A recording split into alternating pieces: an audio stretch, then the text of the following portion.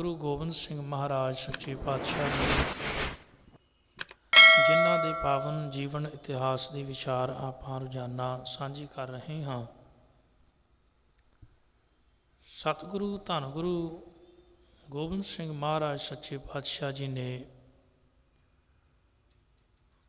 हर एक सिख नूं एक चंगा आदर्श जीवन जिउण दा ढंग तरीका जुगती दसी है।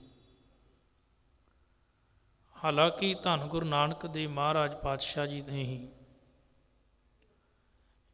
इस गल का प्रचार करना आरंभ कर दिता सी कि एक मनुख का आदर्श जीवन किहो जिहा होवे,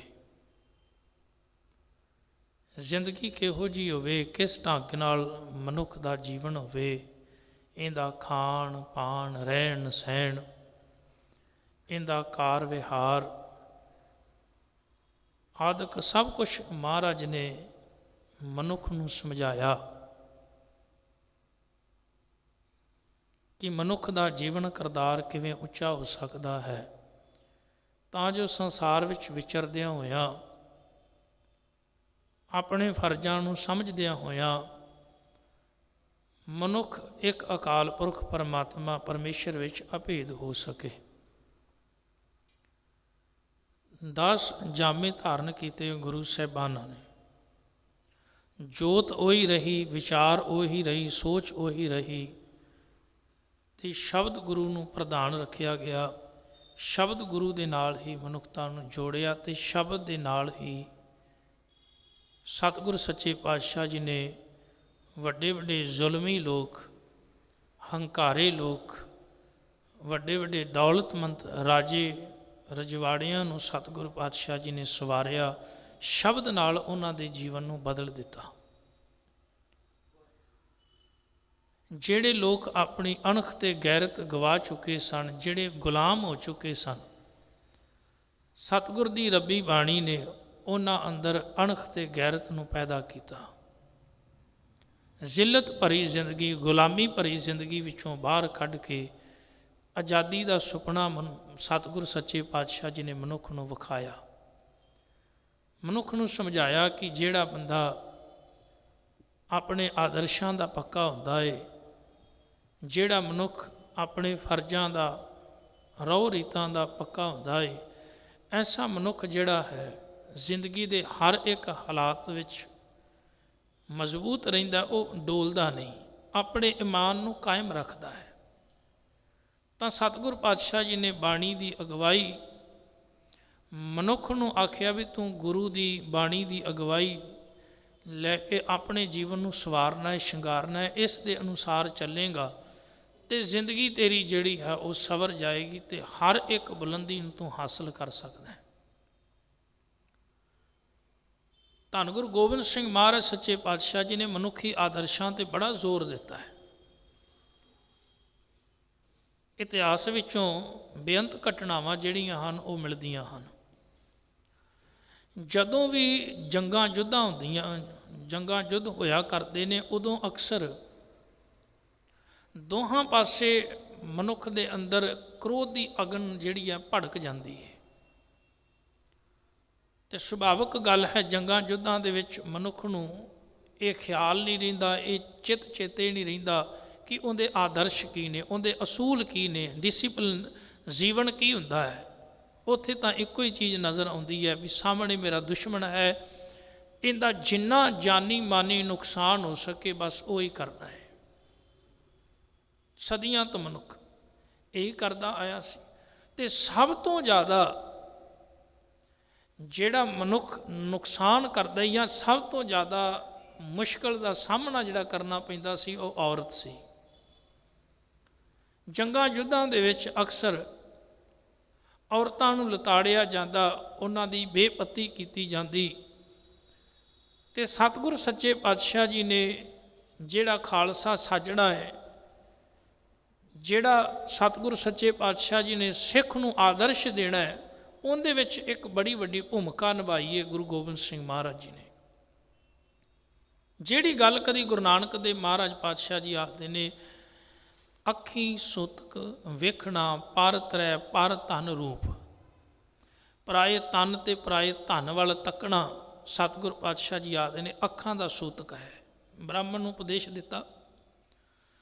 ਜਿੱਥੇ ਸਤਿਗੁਰ ਪਾਤਸ਼ਾਹ ਜੀ ਨੇ ਆਖਿਆ ਭਾਰਤ ਰਹਿ ਰੂਪ ਨਾ ਭੇਖੈ ਨੇਤਰ, ਆਪਣੀਆਂ ਅੱਖਾਂ ਦੇ ਨਾਲ ਪਰਾਏ ਤਨ ਨੂੰ ਨਹੀਂ ਤੱਕਣਾ। ਭਾਵ ਤੂੰ ਆਪਣੀ ਅੱਖਾਂ ਨੂੰ ਵਿਕਾਰੀ ਭਾਵਨਾ ਦੇ ਨਾਲ ਬਣਾ ਕੇ ਤੇ ਸਮਾਜ ਨੂੰ ਨਹੀਂ ਵੇਖਣਾ, ਬਲਕਿ ਤੇਰਾ ਕਿਰਦਾਰ ਇੰਨਾ ਉੱਚਾ ਹੋਵੇ, ਤੇਰਾ ਜੀਵਨ ਇੰਨਾ ਉੱਚਾ ਹੋਵੇ, ਇੰਨਾ ਮਹਾਨ ਹੋਵੇ ਕਿ ਤੂੰ ਜੰਗ ਯੁੱਧ ਵੀ ਕਰਦਾ ਹੋਵੇਂ ਤੇ ਦੁਸ਼ਮਣ ਦੀ ਵੀ ਜੇ ਧੀ ਬੱਚੀ ਔਰਤ ਸਾਹਮਣੇ ਆ ਜਾਵੇ ਤੇ ਤੇਰਾ ਆਦਰਸ਼ ਇੰਨਾ ਉੱਚਾ ਹੋਵੇ ਵੀ ਤੂੰ ਉੱਥੇ ਵੀ ਆਪਣੇ ਆਦਰਸ਼ ਆਪਣੇ ਅਸੂਲਾਂ ਦੇ ਵਿੱਚ ਪੱਕਾ ਹੋਵੇ, ਉੱਥੇ ਡੋਲੇ ਨਾ। ਬੜੀ ਪਿਆਰੀ ਇੱਕ ਘਟਨਾ ਮਿਲਦੀ ਹੈ।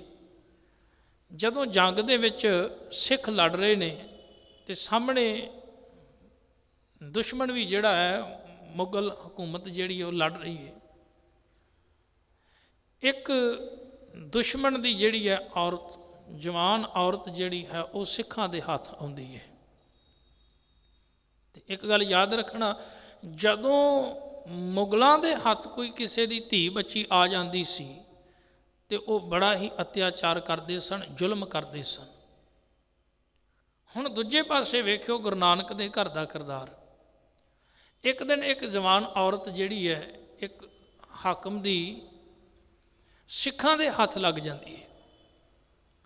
ਕੁਝ ਕੁ ਸਿੱਖ ਵਿਚਾਰ ਬਣਾਉਂਦੇ ਨੇ ਵੀ ਜਦੋਂ ਸਾਡੀਆਂ ਧੀਆਂ ਬੱਚੀਆਂ ਇਹਨਾਂ ਦੇ ਹੱਥ ਲੱਗਦੀਆਂ ਨੇ ਤੇ ਬੜਾ ਹੀ ਜ਼ੁਲਮ ਢਾਉਂਦੇ ਨੇ, ਬੜਾ ਹੀ ਗੁਨਾਹ ਪਾਪ ਕਰਦੇ ਨੇ, ਬੇਪਤ ਕਰਦੇ ਨੇ, ਤੇ ਕਿਉਂ ਨਾ ਅੱਜ ਉਹਨਾਂ ਦੀ ਜੇ ਔਰਤ ਸਾਡੇ ਹੱਥ ਲੱਗੀ ਤੇ ਆਪਾਂ ਵੀ ਇਹਦੇ ਨਾਲ ਉਹੀ ਸਲੂਕ ਕਰੀਏ। ਪਰ ਉਹ ਸਿੱਖ ਬਾਣੀ ਵਿੱਚ ਬੜੇ ਪਰਪੱਕ ਸਨ, ਬਾਣੀ ਪੜ੍ਹਨ ਵਾਲੇ ਸਨ। ਬਾਣੀ ਉਹਨਾਂ ਨੂੰ ਇਹ ਪਾਪ ਕਰਨ ਤੋਂ ਵਰਜਦੀ ਸੀ। ਹੁਣ ਉਹਨਾਂ ਨੇ ਫੈਸਲਾ ਕੀਤਾ ਵੀ ਅਸੀਂ ਇਹ ਪਾਪ ਨਹੀਂ ਕਰਨਾ, ਪਰ ਹਾਂ ਅਸੀਂ ਗੁਰੂ ਮਹਾਰਾਜ ਕੋਲ ਜਾ ਕੇ ਇਸ ਦੀ ਇਜਾਜ਼ਤ ਲੈਂਦੇ ਹਾਂ। ਉਹ ਸਿੱਖ ਉਸ ਜਵਾਨ ਔਰਤ ਨੂੰ ਜਦੋਂ ਮਹਾਰਾਜ ਪਾਤਸ਼ਾਹ ਜੀ ਦੇ ਕੋਲ ਲੈ ਕੇ ਗਏ, ਕਹਿਣ ਲੱਗੇ ਸਤਿਗੁਰੂ, ਜਿਹੜੇ ਮੁਗਲ ਹਨ ਜਦੋਂ ਸਾਡੀਆਂ ਧੀਆਂ ਬੱਚੀਆਂ ਜਦੋਂ ਉਹਨਾਂ ਦੇ ਹੱਥ ਲੱਗਦੀਆਂ ਨੇ ਤੇ ਉਹ ਬੜੇ ਕੁਕਰਮ ਤੇ ਪਾਪ ਕਰਦੇ ਨੇ, ਅੱਜ ਉਹਨਾਂ ਦੀ ਜਵਾਨ ਔਰਤ ਸਾਡੇ ਹੱਥ ਲੱਗੀ ਏ ਤੇ ਆਪਾਂ ਨੂੰ ਵੀ ਬਦਲੇ ਦੀ, ਹੁਣ ਵੇਖੋ ਬਦਲੇ ਦੀ ਭਾਵਨਾ ਦੇ ਨਾਲ ਸਾਨੂੰ ਵੀ ਇਹਦੇ ਨਾਲ ਇਸ ਤਰ੍ਹਾਂ ਦਾ ਕਰਨਾ ਚਾਹੀਦਾ ਹੈ। ਸਤਿਗੁਰ ਪਾਤਸ਼ਾਹ ਜੀ ਨੇ ਬੜੇ ਸਖਤ ਲਫ਼ਜ਼ਾਂ ਦੇ ਵਿੱਚ ਤਾੜਨਾ ਕੀਤੀ, ਨਹੀਂ ਭਾਈ, ਸਿੱਖ ਦਾ ਫਰਜ਼ ਨਹੀਂ, ਸਿੱਖ ਦਾ ਜੀਵਨ ਕਲੰਕਤ ਨਹੀਂ ਹੋਣ ਦੇਣਾ। ਸਿੱਖ ਦੇ ਆਦਰਸ਼ ਅਸੂਲ ਬੜੇ ਉੱਚੇ ਨੇ। ਜੇ ਤੁਸੀਂ ਵੀ ਇਸ ਨਾਲ ਇਸ ਤਰ੍ਹਾਂ ਕਰੋਗੇ ਤੇ ਫਿਰ ਸਾਡੇ ਵਿੱਚ ਤੇ ਉਹਨਾਂ ਵਿੱਚ ਅੰਤਰ ਕੀ ਹੈ, ਫਰਕ ਕੀ ਹੈ? ਫਿਰ ਤਾਂ ਕੋਈ ਫਰਕ ਨਾ ਰਹਿ ਗਿਆ। ਉਹ ਸਾਡੀਆਂ ਧੀਆਂ ਬੱਚੀਆਂ ਨੂੰ ਬੇਪਤ ਕਰਦੇ ਨੇ, ਅਸੀਂ ਵੀ ਉਹਨਾਂ ਦੀਆਂ ਧੀਆਂ ਬੱਚੀਆਂ ਨੂੰ ਬੇਪਤ ਕਰਾਂਗੇ, ਫਿਰ ਸਾਡੇ ਵਿੱਚ ਉਹਨਾਂ ਵਿੱਚ ਅੰਤਰ ਕੀ, ਫਰਕ ਤੇ ਕੁਛ ਵੀ ਨਹੀਂ। ਮਹਾਰਾਜ ਨੇ ਸਿੱਖਾਂ ਨੂੰ ਤਾੜਨਾ ਕੀਤੀ ਵੀ ਅੱਜ ਨਹੀਂ, ਕਦੇ ਵੀ ਜ਼ਿੰਦਗੀ ਦੇ ਵਿੱਚ ਕਹਿ ਲਗੇ ਕਦੀ ਕਿਸੇ ਦੀ ਧੀ ਬੱਚੀ ਆਵੇ ਤੇ ਉਹ ਇਹ ਮਹਿਸੂਸ ਕਰੇ ਵੀ ਇਹ ਸਿੱਖ ਹੈ ਗੁਰੂ ਨਾਨਕ ਦੇ ਘਰ ਦਾ, ਇਹਦੇ ਕੋਲ ਖਲੋ ਕੇ ਉਹ ਮਾਣ ਮਹਿਸੂਸ ਕਰੇ ਵੀ ਮੈਂ ਭਾਵੇਂ ਦੁਸ਼ਮਣ ਦੀ ਬੱਚੀ ਧੀ ਹਾਂ, ਪਰ ਇਸ ਕੋਲ ਆਇਆ ਮੈਨੂੰ ਮਾਣ ਹੈ ਕਿ ਇਸ ਕੋਲ ਖਲੋਤਿਆਂ ਵੀ ਮੇਰੀ ਜ਼ਿੰਦਗੀ ਜਿਹੜੀ ਹੈ ਮਹਿਫੂਜ਼ ਹੈ, ਮੈਨੂੰ ਕਿਸੇ ਪ੍ਰਕਾਰ ਦਾ ਕੋਈ ਖਤਰਾ ਨਹੀਂ। ਮਹਾਰਾਜ ਨੇ ਸਿੱਖਿਆ ਦਿੱਤੀ ਹੈ, ਆਦਰਸ਼ ਅਸੂਲ ਸਿੱਖ ਨੂੰ ਦਿੱਤੇ, ਜਿਨ੍ਹਾਂ ਅਸੂਲਾਂ 'ਤੇ ਅੱਜ ਵੀ ਸਿੱਖ ਕਾਇਮ ਹੈ। ਗੁਰੂ ਪਿਆਰ ਵਾਲਿਓ, ਜਦੋਂ ਸਤਿਗੁਰ ਸੱਚੇ ਪਾਤਸ਼ਾਹ ਜੀ ਨੇ ਸਿੱਖਾਂ ਨੂੰ ਤਾੜਨਾ ਕੀਤੀ ਤੇ ਆਖਿਆ ਇਹਨੂੰ ਮਹਿਫੂਜ਼ ਉੱਥੇ ਛੱਡ ਕੇ ਆਓ ਜਿੱਥੋਂ ਲੈ ਕੇ ਆਇਓ। ਆਖਰ ਉਸ ਨੌਜਵਾਨ ਔਰਤ ਨੂੰ ਉਹਦੇ ਘਰ ਤੱਕ ਅਪੜਾਇਆ ਗਿਆ ਮਹਿਫੂਜ਼। ਕਿੰਨਾ ਮਾਣ ਕੀਤਾ ਹੋਵੇਗਾ ਉਸ ਔਰਤ ਨੇ ਉਸ ਸਮੇਂ, ਕਿੰਨਿਆਂ ਨੂੰ ਜਾ ਕੇ ਉਹਨੇ ਦੱਸਿਆ ਹੋਵੇਗਾ ਵੀ ਸਿੱਖ ਇਸ ਤਰ੍ਹਾਂ ਦੇ ਹੁੰਦੇ ਜੇ। ਨਾਲ ਉਹਨੇ ਉਹਨਾਂ ਨੂੰ ਵੀ ਲਾਹਨਤਾਂ ਪਾਈਆਂ ਹੋਣਗੀਆਂ ਜਿਹੜੇ ਸਿੱਖਾਂ ਦੀਆਂ ਜਾਂ ਹੋਰ ਕਿਸੇ ਦੀ ਧੀ ਬੱਚੀ ਜਿਹੜੀ ਉਹਨਾਂ ਨਾਲ ਉਹ ਜ਼ਬਰ ਜ਼ਨਾਹ ਕਰਦੇ ਸਨ, ਗੁਨਾਹ ਕਰਦੇ ਸਨ, ਉਹਨਾਂ ਨੂੰ ਕਿੰਨਾ ਉਹਨੇ ਮਾੜਾ ਆਖਿਆ ਹੋਵੇਗਾ ਉਸ ਔਰਤ ਨੇ ਵੀ ਤੁਹਾਡੇ ਨਾਲੋਂ ਤੇ ਸਿੱਖ ਚੰਗੇ ਜਿਹੜੇ ਦੁਸ਼ਮਣ ਦੀਆਂ ਧੀਆਂ ਬੱਚੀਆਂ ਦੇ ਨਾਲ ਵੀ ਇਹੋ ਜਿਹਾ ਸਲੂਕ ਨਹੀਂ ਕਰਦੇ ਜਿਹੋ ਜਿਹਾ ਤੁਸੀਂ ਕਰਦੇ। ਖੈਰ, ਸਤਿਗੁਰ ਸੱਚੇ ਪਾਤਸ਼ਾਹ ਜੀ ਨੇ ਇਹ ਵੇਖਿਆ ਵੀ ਅੱਜ ਇਹ ਘਟਨਾ ਵਾਪਰੀ ਹੈ, ਆਉਣ ਵਾਲੇ ਸਮੇਂ ਵਿੱਚ ਸ਼ਖਸੀ ਜਿਹੜੀ ਹੈ ਗੁਰਿਆਈ ਉਹਨੂੰ ਸਮਾਪਤ ਕਰਨਾ ਹੈ। ਆਉਣ ਵਾਲੇ ਸਮੇਂ ਵਿੱਚ ਸਿੱਖ ਨੂੰ ਗੁਰੂ ਗ੍ਰੰਥ ਸਾਹਿਬ ਦੇ ਨਾਲ ਜੋੜਨਾ ਹੈ। ਇਹ ਨਾ ਹੋਵੇ ਵੀ ਸਿੱਖ ਕਿਤੇ ਇਹਨਾਂ ਆਦਰਸ਼ਾਂ ਤੋਂ ਡਿੱਗ ਜਾਵੇ, ਕਿਉਂਕਿ ਜਦੋਂ ਜੰਗ ਦੇ ਵਿੱਚ ਲੜਦਾ ਹੈ, ਬਦਲੇ ਦੀ ਭਾਵਨਾ ਅੰਦਰ ਭੜਕੀ ਹੋਈ ਹੈ, ਉੱਥੇ ਨਹੀਂ ਨਜ਼ਰ ਆਉਂਦਾ ਵੀ ਕੌਣ ਆਪਣਾ ਕੌਣ ਪਰਾਇਆ, ਕੌਣ ਕਿਸੇ ਦੀ ਬੱਚੀ ਹੈ ਧੀ ਹੈ, ਬਸ ਉੱਥੇ ਇੱਕੋ ਚੀਜ਼ ਦਿਸਦੀ ਵੀ ਬਦਲਾ ਲੈਣਾ ਹੈ। ਉਹ ਕਿਸੇ ਵੀ ਤਰੀਕੇ ਨਾਲ ਅਗਲੇ ਦਾ ਨੁਕਸਾਨ ਕਰਨਾ ਹੈ, ਉਹ ਕਿਸੇ ਵੀ ਢੰਗ ਨਾਲ ਕੀਤਾ ਜਾਵੇ, ਉਹਨੂੰ ਕਮਜ਼ੋਰ ਕਰਨਾ ਹੈ, ਉਹ ਭਾਵੇਂ ਕਿਸੇ ਤਰੀਕੇ ਨਾਲ ਕੀਤਾ ਜਾਵੇ। ਪਰ ਗੁਰੂ ਮਹਾਰਾਜ ਇਹ ਨਹੀਂ ਸਨ ਚਾਹੁੰਦੇ। ਉਹ ਚਾਹੁੰਦੇ ਸਨ ਮੈਂ ਸਿੱਖ ਨੂੰ ਇੰਨਾ ਉੱਚਾ ਕਿਰਦਾਰ ਦੇਵਾਂ, ਭਾਵੇਂ ਮੈਦਾਨੇ ਜੰਗ ਵਿੱਚ ਹੋਵੇ, ਇਹਦੇ ਕੁਝ ਅਸੂਲ ਹੋਣ, ਕੁਝ ਨਿਯਮ ਹੋਣ। ਜਿਵੇਂ ਸਤਿਗੁਰ ਪਾਤਸ਼ਾਹ ਜੀ ਨੇ ਆਖਿਆ ਵੀ ਭੱਜਦੇ ਦੇ ਉੱਤੇ ਵਾਰ ਨਹੀਂ ਕਰਨਾ, ਸ਼ਸਤਰਹੀਣ ਤੇ ਵਾਰ ਨਹੀਂ ਕਰਨਾ। ਸਤਿਗੁਰ ਸੱਚੇ ਪਾਤਸ਼ਾਹ ਜੀ ਨੇ ਇਹ ਆਖਿਆ ਔਰਤ ਬੱਚੇ ਬੁੱਢੇ ਤੇ ਵਾਰ ਨਹੀਂ ਕਰਨਾ। ਕਿੰਨੇ ਸੋਹਣੇ ਆਦਰਸ਼ ਮਹਾਰਾਜ ਨੇ ਦਿੱਤੇ, ਕਿੰਨੇ ਸੋਹਣੇ ਅਸੂਲ ਦਿੱਤੇ। ਹੁਣ ਸਤਿਗੁਰ ਸੱਚੇ ਪਾਤਸ਼ਾਹ ਜੀ ਚਾਹੁੰਦੇ ਸਨ ਵੀ ਸਿੱਖ ਨੂੰ ਇਹੋ ਜਿਹਾ ਬਣਾਇਆ ਜਾਵੇ ਵੀ ਮੈਦਾਨੇ ਜੰਗ ਵਿੱਚ ਵੀ ਇਹ ਇਸ ਗੱਲ ਨੂੰ ਭੁੱਲੇ ਨਾ, ਗੁਰੂ ਦੀ ਗੱਲ ਨੂੰ ਯਾਦ ਰੱਖੇ। ਪਰ ਉਹਦੇ ਵਾਸਤੇ ਇੱਕ ਬੜੀ ਵੱਡੀ ਤਿਆਰੀ ਗੁਰੂ ਮਹਾਰਾਜ ਸੱਚੇ ਪਾਤਸ਼ਾਹ ਜੀ ਨੇ ਆਰੰਭ ਕਰ ਦਿੱਤੀ। ਉਹ ਤਿਆਰੀ ਸੀ ਸਨ 1699 ਦੀ ਵਿਸਾਖੀ। ਅਕਸਰ ਸਤਿਗੁਰ ਸੱਚੇ ਪਾਤਸ਼ਾਹ ਜੀ ਸਿੱਖਾਂ ਨੂੰ ਬੁਲਾਇਆ ਕਰਦੇ ਸਨ ਵਿਸਾਖੀ ਜਾਂ ਦੀਵਾਲੀ 'ਤੇ। ਉਹਦਾ ਕਾਰਨ ਸੀ ਇਹ ਰੁੱਤ ਥੋੜ੍ਹੀ ਮਿੱਠੀ ਹੁੰਦੀ ਹੈ, ਸਮਾਂ ਥੋੜ੍ਹਾ ਹਵਾਵਾਂ ਜਿਹੜੀਆਂ ਠੰਡੀਆਂ ਹੁੰਦੀਆਂ ਨੇ, ਅਤੇ ਦੂਰੋਂ ਸਫ਼ਰ ਕਰਨ ਦੇ ਵਿੱਚ ਕੋਈ ਕਠਿਨਾਈ ਮੁਸ਼ਕਲ ਨਹੀਂ ਹੁੰਦੀ ਸੀ। ਲੋਕ ਅਕਸਰ ਖੇਤੀਬਾੜੀ ਦੇ ਕੰਮ ਕਰਕੇ ਵੀ ਰੁਝੇਵਿਆਂ ਵਿੱਚੋਂ ਵਿਹਲੇ ਹੋ ਜਾਂਦੇ ਸਨ। ਸਤਿਗੁਰ ਸੱਚੇ ਪਾਤਸ਼ਾਹ ਜੀ ਨੇ ਸਨ 1699 30 ਮਾਰਚ ਦਾ ਉਹ ਸਮਾਂ ਹੈ ਜੋ ਵਿਸਾਖੀ ਵਾਲਾ ਦਿਨ, ਦੂਰੋਂ ਦੂਰੋਂ ਸੱਦੇ ਜਿਹੜੇ ਹਨ ਸਤਿਗੁਰ ਪਾਤਸ਼ਾਹ ਜੀ ਨੇ ਦਿੱਤੇ, ਅਤੇ ਉਹਨਾਂ ਨੂੰ ਬੁਲਾਇਆ ਗਿਆ, ਹੁਕਮਨਾਮੇ ਭੇਜੇ। ਦੂਰੋਂ ਦੂਰੋਂ ਸੰਗਤਾਂ ਦੇਸ਼ ਪ੍ਰਦੇਸ਼ ਤੋਂ ਆਈਆਂ, ਬੜਾ ਭਾਰੀ ਇਕੱਠ ਹੋਇਆ। ਇਸ ਇਕੱਠ ਨੂੰ ਵੇਖ ਕੇ ਜਿਹੜੇ ਪਹਾੜੀ ਰਾਜੇ ਸਨ ਜਾਂ ਜਿਹੜੇ ਬ੍ਰਾਹਮਣ ਸ਼੍ਰੇਣੀ ਸੀ, ਉਹਨਾਂ ਨੂੰ ਬੜਾ ਇਸ ਗੱਲ ਦਾ ਦੁੱਖ ਲੱਗਾ ਵੀ ਇੰਨਾ ਵੱਡਾ ਜੱਗ, ਹਿੰਦੂ ਸ਼ਬਦ ਜਿਹੜਾ ਹੈ ਯੱਗ ਵਰਤਿਆ ਜਾਂਦਾ ਹੈ ਜਦੋਂ ਕੋਈ ਵੱਡਾ ਭੰਡਾਰਾ ਕੀਤਾ ਜਾਵੇ। ਬੜੇ ਜ਼ਿਆਦਾ ਰਾਜੇ ਮਹਾਰਾਜੇ ਲੋਕ ਯੱਗ ਕਰਿਆ ਕਰਦੇ ਸਨ। ਹੁਣ ਜਦੋਂ ਇੱਥੇ ਬੜੀ ਭਾਰੀ ਤਾਦਾਦ ਵਿੱਚ ਆਨੰਦਪੁਰ ਸਿੱਖ ਪਹੁੰਚੇ ਸਨ, ਬੜੇ ਵੱਡੇ ਵੱਡੇ ਲੰਗਰ ਲੱਗੇ ਸਨ, ਹਜ਼ਾਰਾਂ ਦੀ ਤਾਦਾਦ ਜਿਹੜੀ ਹੈ ਉਹ ਸੰਗਤਾਂ ਦੀ ਸੀ, ਅਤੇ ਦਿਨੋਂ ਦਿਨ ਸੰਗਤਾਂ ਵੱਧਦੀਆਂ ਜਾ ਰਹੀਆਂ ਸਨ। ਆਪ ਅੰਦਾਜ਼ਾ ਲਾਓ ਵੀ ਜੇ 1 ਲੱਖ ਬੰਦਾ ਖਲੋਤਾ ਹੋਵੇ ਤਾਂ ਉਹਦੀ ਗਿਣਤੀ ਕਿੰਨੀ ਭਾਰੀ ਹੁੰਦੀ, ਅਤੇ ਜਗ੍ਹਾ ਕਿੰਨੀ ਉਹ ਘੇਰਦੇ ਨੇ। ਇਹ ਚੀਜ਼ ਜਿਹੜੀ ਸੀ ਵੇਖ ਕੇ ਬ੍ਰਾਹਮਣ ਸ਼੍ਰੇਣੀ ਅਤੇ ਜਿਹੜੇ ਉੱਚ ਜਾਤੀ ਹੰਕਾਰੀ ਪਹਾੜੀਏ ਸਨ, ਉਹਨਾਂ ਦੀਆਂ ਰਾਤਾਂ ਦੀ ਨੀਂਦ ਉਡਾ ਦਿੱਤੀ। ਉਹਨਾਂ ਆਖਿਆ ਵੀ ਗੁਰੂ ਗੋਬਿੰਦ ਸਿੰਘ ਇੱਕ ਬੜੀ ਵੱਡੀ ਤਾਕਤ ਜਿਹੜੀ ਹੈ ਸਾਡੇ ਸਾਹਮਣੇ ਖਲੋ ਰਹੀ ਹੈ। ਹੁਣ ਉਹਨਾਂ ਨੇ ਵੀ ਇਸ ਤਾਕਤ ਨੂੰ ਦਬਾਉਣ ਵਾਸਤੇ ਸਮੇਂ ਸਮੇਂ 'ਤੇ ਬੜੇ ਅਟੈਕ ਕੀਤੇ, ਕਹਿ ਲਓ ਵੀ ਜੰਗਾਂ ਕੀਤੀਆਂ, ਪਰ ਹਰ ਵਾਰ ਹਾਰਦੇ ਰਹੇ।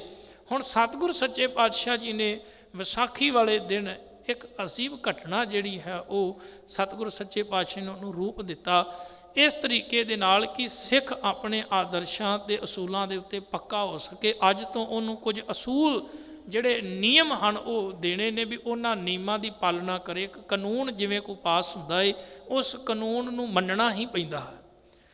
ਸਿੱਖ ਨੂੰ ਸਤਿਗੁਰ ਸੱਚੇ ਪਾਤਸ਼ਾਹ ਜੀ ਨੇ ਕੁਝ ਨਿਯਮ ਦਿੱਤੇ, ਕੁਝ ਅਸੂਲ ਦਿੱਤੇ ਵੀ ਇਹਨਾਂ ਅਸੂਲਾਂ 'ਤੇ ਤੂੰ ਪੱਕਿਆਂ ਰਹਿਣਾ ਤਾਂ ਤੇ ਤੂੰ ਮੇਰਾ ਸਿੱਖ ਹੈ, ਅਤੇ ਜੇ ਤੂੰ ਇਹਨਾਂ ਅਸੂਲਾਂ ਤੋਂ ਬਾਗੀ ਹੋ ਜਾਵੇਂਗਾ ਫਿਰ ਮੇਰਾ ਸਿੱਖ ਨਹੀਂ। ਫਿਰ ਭਾਵੇਂ ਕਹੀ ਜਾ ਵੀ ਮੈਂ ਸਿੱਖ ਹਾਂ, ਪਰ ਨਹੀਂ, ਫਿਰ ਗੁਰੂ ਦੀ ਖੁਸ਼ੀ ਨਹੀਂ ਤੈਨੂੰ ਮਿਲੇਗੀ। ਕਿਉਂਕਿ ਜੇ ਤੂੰ ਗੁਰੂ ਦੀ ਗੱਲ ਹੀ ਨਹੀਂ ਮੰਨਣੀ, ਗੁਰੂ ਦਾ ਹੁਕਮ ਹੀ ਨਹੀਂ ਮੰਨਣਾ, ਤੇ ਫਿਰ ਤੂੰ ਸਿੱਖ ਕਾਹਦਾ ਹੈ। ਹੁਣ ਸਤਿਗੁਰ ਸੱਚੇ ਪਾਤਸ਼ਾਹ ਜੀ ਨੇ ਸਨ 1699 30 ਮਾਰਚ ਦਾ ਦਿਨ ਸੀ, ਭਾਰੀ ਇਕੱਠ ਹੋਇਆ, ਸੰਗਤਾਂ ਬੈਠੀਆਂ ਨੇ। ਸਤਿਗੁਰ ਸੱਚੇ ਪਾਤਸ਼ਾਹ ਜੀ ਨੇ ਪਹਿਲਾਂ ਰੱਬੀ ਬਾਣੀ ਦਾ ਕੀਰਤਨ ਚੱਲਿਆ, ਫਿਰ ਉਪਰੰਤ ਗੁਰੂ ਮਹਾਰਾਜ ਸੱਚੇ ਪਾਤਸ਼ਾਹ ਜੀ ਨੇ ਵਿਚਾਰਾਂ ਕੀਤੀਆਂ। ਜਦੋਂ ਸਾਰੀ ਸੰਗਤ ਇਕੱਤਰ ਹੋ ਗਈ, ਯੋਗ ਸਮਾਂ ਜਾਣ ਕੇ ਕਲਗੀਧਰ ਮਹਾਰਾਜ ਸੱਚੇ ਪਾਤਸ਼ਾਹ ਜੀ ਇੱਕ ਤੰਬੂ ਲੱਗਾ ਏ, ਉਸ ਤੰਬੂ ਵਿੱਚੋਂ ਬਾਹਰ ਆਉਂਦੇ ਨੇ, ਹੱਥ ਵਿੱਚ ਇੱਕ ਤਲਵਾਰ ਫੜੀ ਹੋਈ ਹੈ। ਬੜੀ ਸਤਿਗੁਰ ਸੱਚੇ ਪਾਤਸ਼ਾਹ ਜੀ ਗਰਜਵੀਂ ਆਵਾਜ਼ ਦੇ ਵਿੱਚ ਇੱਕ ਸੀਸ ਦੀ ਮੰਗ ਕਰਦੇ ਨੇ ਵੀ ਅੱਜ ਮੈਨੂੰ ਇੱਕ ਸੀਸ ਦੀ, ਇੱਕ ਸਿਰ ਦੀ ਲੋੜ ਹੈ। ਹੁਣ ਇੱਕ ਗੱਲ ਯਾਦ ਰੱਖਣਾ, ਅਸੂਲਾਂ ਤੇ ਆਦਰਸ਼ਾਂ ਤੇ ਉਹੀ ਕਾਇਮ ਰਹਿ ਸਕਦਾ ਜਿਹੜਾ ਸਿਰ ਧਰ ਤਲੀ ਗਲੀ ਮੇਰੀ ਆਓ ਦੇ ਸਤਿਗੁਰ ਪਾਤਸ਼ਾਹ ਜੀ ਦੇ ਬਚਨ ਦੇ ਉੱਤੇ ਚੱਲਦਾ ਹੈ। ਕਿਉਂਕਿ ਅਸੂਲਾਂ ਤੇ ਆਦਰਸ਼ਾਂ ਨੂੰ ਕਾਇਮ ਰੱਖਣਾ ਆਪਣਾ ਸਿਰ ਜਿਹੜਾ ਉਹ ਤਲੀ ਤੇ ਧਰ ਕੇ ਤੁਰਨ ਦੇ ਤੁਲ ਹੈ। ਭਾਵ ਆਪਣਾ ਆਪਾ ਮਿਟਾ ਕੇ, ਆਪਣਾ ਆਪਾ ਕੁਰਬਾਨ ਕਰਕੇ। ਮਹਾਰਾਜ ਸੱਚੇ ਪਾਤਸ਼ਾਹ ਜੀ ਨੇ ਬੜੀ ਹੀ ਭਰਵੀਂ ਤੇ ਗਰਜਵੀਂ ਆਵਾਜ਼ ਵਿੱਚ ਆਖਿਆ ਮੈਨੂੰ ਇੱਕ ਸਿਰ ਦੀ ਲੋੜ ਹੈ। ਜਦੋਂ ਸਿਰ ਮੰਗਿਆ ਤੇ ਕਈ ਜਿਹੜੇ ਦਾਲ ਪ੍ਰਸ਼ਾਦਾ ਛਕਣ ਵਾਲੇ ਸਨ ਉਹ ਵਿੱਚੋਂ ਹੌਲੀ ਹੌਲੀ ਉੱਠਣੇ ਸ਼ੁਰੂ ਹੋ ਗਏ ਵੀ ਇੱਥੇ ਤਾਂ ਗੱਲ ਹੀ ਕੁਛ ਹੋ ਰਹੀ, ਇੱਥੇ ਤੇ ਸਿਰ ਮੰਗਣ ਲੱਗ ਗਿਆ ਗੁਰੂ। ਤੇ ਉਹ ਹੌਲੀ ਹੌਲੀ ਉੱਠਣੇ ਸ਼ੁਰੂ ਹੋ ਗਏ, ਪਰ ਕੁਝ ਕੁ ਅਡੋਲ ਵੀ ਨਹੀਂ। ਹੁਣ ਉਹ ਬੈਠੇ ਰਹੇ, ਪਰ ਕੁਝ ਸਮਾਂ ਉੱਥੇ ਬਿਲਕੁਲ ਸਨਾਟਾ ਛਾ ਗਿਆ। ਮਹਾਰਾਜ ਨੇ ਦੂਜੀ ਆਵਾਜ਼ ਮਾਰੀ। ਜਦੋਂ ਤੀਜੀ ਆਵਾਜ਼ ਮਾਰੀ ਤੇ ਫਿਰ ਦਇਆ ਰਾਮ ਲਾਹੌਰ ਤੋਂ ਉਹ ਉੱਠੇ ਨੇ।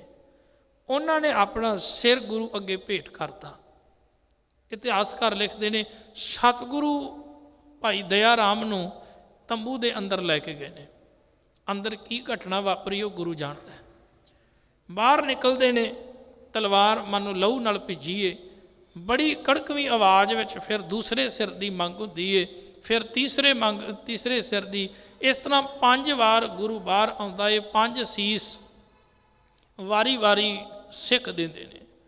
ਭਾਈ ਦਇਆ ਰਾਮ ਜੀ, ਭਾਈ ਧਰਮ ਚੰਦ ਜੀ, ਭਾਈ ਮੋਹਕਮ ਚੰਦ, ਭਾਈ ਸਾਹਿਬ ਚੰਦ, ਭਾਈ ਹਿੰਮਤ ਰਾਏ ਆਦਿਕ 5 ਸੀਸ ਉਹ 5 ਸਿੱਖ ਦਿੰਦੇ ਨੇ।